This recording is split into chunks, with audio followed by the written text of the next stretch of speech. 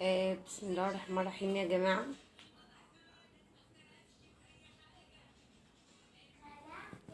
لو سمحتم بس تجمعوا معايا.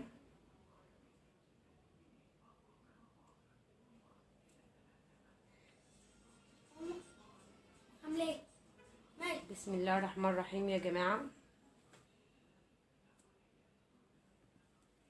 لو سمحتم بس ممكن تتجمعوا معايا. مساء الخير عليكم. معلش بس انا عايزاكم تتجمعوا، عايزه اتكلم عن حاجه مهمه جدا. يعني عايزه الناس كلها تتجمع عشان ابدا اتكلم. بصوا يا جماعه، عايزه اقول لكم دلوقتي في منطقه عندنا هنا في اسكندريه. المنطقه دي اللي انا ساكنه فيها، يعني مفروض يتعمل فيها اسم او يتعمل فيها نقطه. ماشي. اسم العمريه على ما بيجي منطقه عبد القادر بتحصل فيها جرائم كتير. المنطقه دي شبه البطنيه زمان. فندائي لوزير الداخليه، ندائي للرئيس السيسي، ندائي يعني المحامي العام والنائب العام والناس دي كلها. احنا قاعدين في منطقة يعني شبه البطنية. منطقة عبد القادر دي لابد ان يوجد فيها اسم، نقطة على الاقل، يعني بلاش اسم، طيب نقطة على الاقل، بحيث ان قبل ما تحصل جريمة المشاجرة او القتل اللي بيحصل، او ان الناس بتأذي بعضها، احنا تقريبا كده يعني مش عارفين نعيش. المنطقة ديت منطقة عبد القادر مهملة جدا. فيها مشاكل كتير، فيها جرائم قتل كتير، فيها حاجات كتير قوي. يعني فيها جرائم قتل، فيها سرقات، فيها اشياء كتيره جدا. اسم العمريه اللي عندنا اللي هو اللي في اللي هو يعني بعيد عن منطقه عبد القادر شويه، بياخد له نص ساعه، ساعه الا ربع على ما بيجي الاسم بتكون تمت الجريمه. فالرئيس السيسي يعني مشكورا لحضرتك، انت بتعمل انجازات وبتعمل مشاريع وبتعمل كباري. طيب لو سمحت حضرتك يعني بكلمة منك ان انت تهتم بمنطقة مبارك عشان الجريمة تقف فيها. المشاجرة فيها بطريقة رهيبة، السرقات، اشياء كتيرة بطريقة رهيبة. احنا مش عارفين نعيش. انا دلوقتي كأم ل3 اطفال، اجيب شقة منين عشان اعزل؟ اجيب شقه منين حضرتك عشان اعزل من المنطقه دي؟ الناس كلها هناك بتشتكي من الجرائم اللي بتحصل في مساكن عبد القادر. مساكن عبد القادر دي مش محطوطه على الخريطه خالص. طب وبعدين يا ريس، حضرتك المفروض تهتم بالبلطجه. انت بتهتم بالمشاريع وبتهتم بالانجازات، اوكي، ما عندناش مانع. يعني كتر الف خيرك على الانجازات اللي انت بتعملها والمشاريع اللي انت بتعملها للبلد عشان تنضف. بس برضك في حاجة اسمها بلطجة، في حاجة اسمها مشاجرة، في حاجة بتحصل فيها قتل. منطقة عبد القادر بشعة يعني لأبعد الحدود بشعة، شبه البطنية زمان. كلنا مش عارفين نعيش فيها. المفروض حضرتك يعني يا ريس ان تبلغ وزارة الداخلية ان هي تعمل نقطة على الأقل تحد من الجريمة. كام جريمة قتل حصلت في عبد القادر؟ كام مشاجرة حصلت في عبد القادر؟ حصلت حاجات كتير جدا جدا جدا جدا في عبد القادر. مرة واحد دخل على عيلة كاملة، حبة ناس كده ماسكين سيوف وسكاكين ومش عارفة ايه، دخلوا على عيلة، يعني دمروا الدنيا. طب وبعدين حضراتكم يعني احنا نعمل ايه؟ ارجوكوا يعني ارجو الحكومة يعني تحس بينا لو سمحتم. وزير الداخلية، اسم العمرية عندنا مش يعني مشكورا بيعمل اللي على قده، بيعمل على قد الامكانيات اللي عنده، بس اسم العمرية بعيد جدا عن عبد القادر، بعيد جدا. على ما بينزل الاسم بتحصل جرائم كتير وجرائم بشعة، جرائم خطف بتحصل، جرائم اغتصاب، مشاجرات وقتل. مش عايزة اتكلم عن حاجات تانية برضك، يعني مش عارفة اقول ايه والله يا ريس. احنا محتاجين نقطة، احنا محتاجين نقطة، يعني استغاثة، دي استغاثة. احنا من الدولة برضك، واحنا محسوبين على الدولة، احنا محسوبين على الدولة. احنا مش بني ادمين كده همش، احنا مش بني ادمين كده همش، احنا عندنا اطفال وعندنا عيال وعندنا اسرة. ما يعني ازاي انت ممكن تخش تلاقي حد دخل عليك كسر عليك الباب بدون اي حاجة في منطقة عبد القادر؟ طب وبعدين منطقة عبد القادر ما فيهاش نقطة، النقطة بعيدة قوي يعني عندنا. طب ما منطقة عبد القادر دي منطقة جبلية، طب ما تستغلوا اي مكان واعملوا نقطة. وكانوا بيقولوا هياخدوا المساكن مساكن عبد القادر دي وهينقلونا حتة تانية. طب يا ريس، يا ريس لو سمحت، لو حضرتك عايز تاخد مساكن عبد القادر دي وتدينا في اي حتة تانية ادينا، لكن انا ست ب3 اطفال يعني مش عارفة اعيش خالص في المنطقة دي، انا وغيري وغيري وغيري وغيري. طب ايه؟ انا مره جات لي ريهام سعيد هنا والفيديو نزل على الصفحه بتاعتي بسبب ناس يعني دخلت عليا وبسبب حاجات كتير برضك حصلت لي. طب ايه؟ طب استغاثه. طيب يعني السيوف محطوطه في عبد القادر زي كأنها كراميلا وماستيكا وحاجات كده هوا. طب نعيشوا ازاي يعني؟ نعيشوا نموتوا يعني ولا نعملوا ايه؟ طب اجيب شقه في اي حته تانية منين؟ منين؟ طيب احنا محسوبين على الدولة ان الدولة دي تحمينا وان الدولة دي تعمل لنا حاجات. الدولة مش معمولة بس للانجازات، مش انجازات الرئيس وبس. الانجازات انا بشكر عليها الرئيس، بس يبص للطبقات اللي تحت شوية، يبص للبلطجة، يبص لنا للغلابة، يبص لنا لحاجات تانية كتير، يبص لنا لتجارة مخدرات، يبص لنا لحاجات تانية كتير. احنا محتاجين الرئيس في حاجات تانية كتير، ومحتاجين وزارة الداخلية.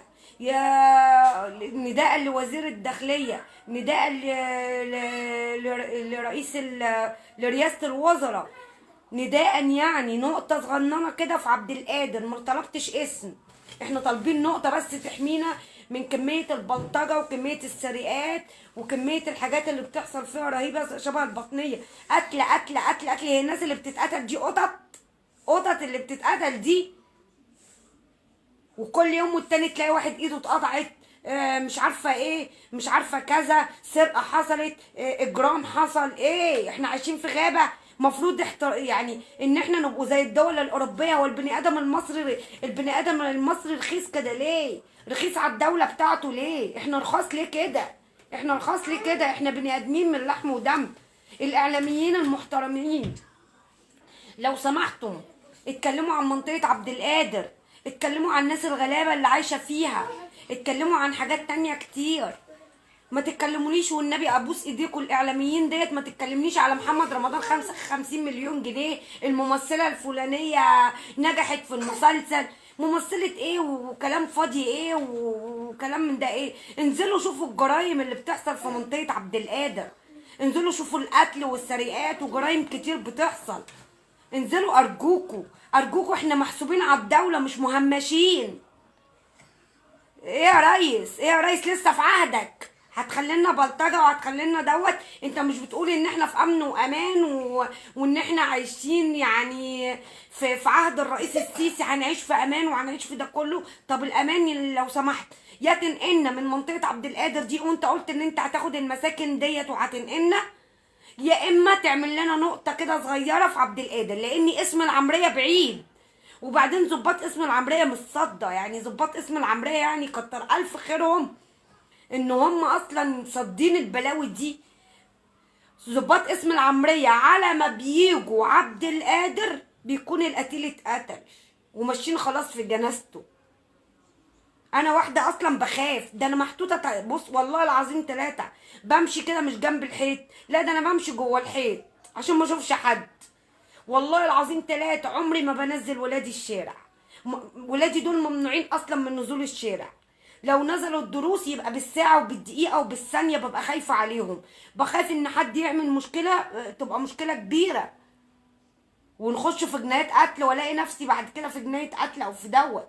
وانا ذات نفسي اتعرضت لمشاكل كتير وناس كتير في عبد القادر حصل لها بلاوي، حصل لها بلاوي. فرجاء من رئيس من وزير الداخلية يعني لو سمحت وزارة الداخلية يعني وزارة محترمة تشتغل شوية على عبد القادر. ولا انتوا حضراتكم بتستنوا لما القتل بيحصل والجرائم بتحصل والاعلام يطلع ينتشر ويقول حصل الجريمة الفلانية؟ بردك الاعلام المصري بتاعنا اعلام غريب، اعلام غريب، ما بيتحركش الا لما بتحصل الجناية، ما بيتحركش لما يكون الواحد اتقتل ومات وخلاص اتكفن واتغسل. طب ما تيجوا تلحقونا من البلطجه وتيجوا تلحقونا من ده كله وتعملوا لنا نقطه في عبد القادر على الاقل، حتى لو حصلت مشاجره او حصل جنايه قتل او حصل سرقه او حصل اي حاجه انحرافيه، ها النقطه هتلحق في ثانيه، هتبقى النقطه موجوده. لكن الاسم بعيد قوي، الاسم بعيد عن نقطه عبد القادر. وعلى ما بينزل ظباط اسم العمريه بتكون حصلت نصايب كتير، ده حصل اغتصاب وحصل قتل وحصل قطع ايدين وحصل يعني حاجات بلاوي كتير انا مش قادره افتكر لكم. السيوف دي بتمشي، يعني اقول لكم ايه، السيوف دي زي المستيكه كده ماسكينها كده اهوت، والسكاكين والمقروطه والكلام دي، ده كده شيء بلطجه، يعني شيء صعب جدا، شيء صعب جدا. طب هنربي ولادنا ازاي؟ هنربي ولادنا ازاي؟ هربي ولادي انا ازاي والناس بقيه الناس؟ انا ممكن اجيب لكم فيديو جماعي من ناس كتيره تتكلم، مش انا لوحدي بس اللي بتكلم، مش انا لوحدي بس اللي بتكلم. ارجوكم لو سمحتم، ارجوكم، انا بردك واحده ست عندي ظروف خاصه وتعبانه وما تحملش، ما نتحملوش الحاجات ديت. يعني مصر كلها كده. ده دلوقتي بتلاقي الواحد طالع على النت ماسك السيف وماسك المقروطه وماسك السلاح اكنه يعني بيقول للحكومه انا اهو. ده مفروض يعاقب قانونا كل من يمسك سيف او يمسك سكينه ويطلع على النت يتباهى بيها او يرقص بيها. ايه حضرتك؟ ايه حضرتك بلطجي؟ ده كده بيعلموا ولادنا الاجرام وبيعلموا ولادنا الصياعه وبيعلموا ولادنا قله الادب. لو طفل بيخش على السوشيال ميديا يشوف واحد ماسك سيف وماسك سكينه وماسك حاجات كده هيطلع يعمل زيه. ليه يعني كده؟ والجرايم في عبد القادر كترت كتير والسرقات وحاجات كتيره كترت.